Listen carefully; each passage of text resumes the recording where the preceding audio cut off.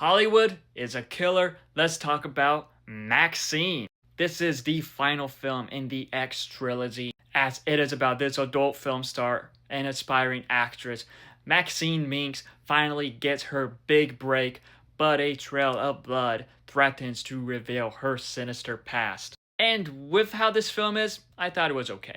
With this, we do see Mia Goth back as MaXXXine, and she was great once again in the role, showing that she is not one to be messed with, especially after the events of X, as she is still kind of a bit haunted by those events in a way. Also with this film, we do see Giancarlo Esposito, Kevin Bacon, Halsey, Lily Collins, and several others. And I got to say, the cast in this, they were great, especially Giancarlo Esposito. He is a great actor, and it was super cool to see him in this. And what I really liked about this film was the style of this. This takes place during the 1980s, during the Night Stalker slash scenes in Hollywood at the time. And just how it explored that era was very interesting. It was so cool to see Hollywood in the 80s, as in a way it did feel like a love letter to Hollywood in the 80s. From the style, the vibe, the production design, I thought all that was great in this film. But with how this film is, it is unfortunately the weakest one in the trilogy.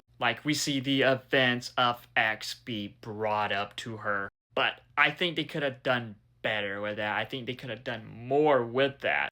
And I've seen criticism for the final act, which I can understand why. Like, it felt like, oh, this is what we get, this is how it wraps up. I think it could have just wrapped up in a different way. But with this film, it does have its brutal moments, especially one brutal moment that guys are gonna feel for eternity. That was pretty haunting. But at the same time, it just kind of feels like there is nothing at stake with this film. And like I mentioned before, it is just one that could have just done so much more to wrap up this trilogy, to wrap up the story of MaXXXine. Because at the end, it just felt like, oh, okay, that's it. But regardless of that, like, it still looked really good, and I thought the characters were great for the most part. Mia Goth, once again, she slays as MaXXXine. She is a movie star.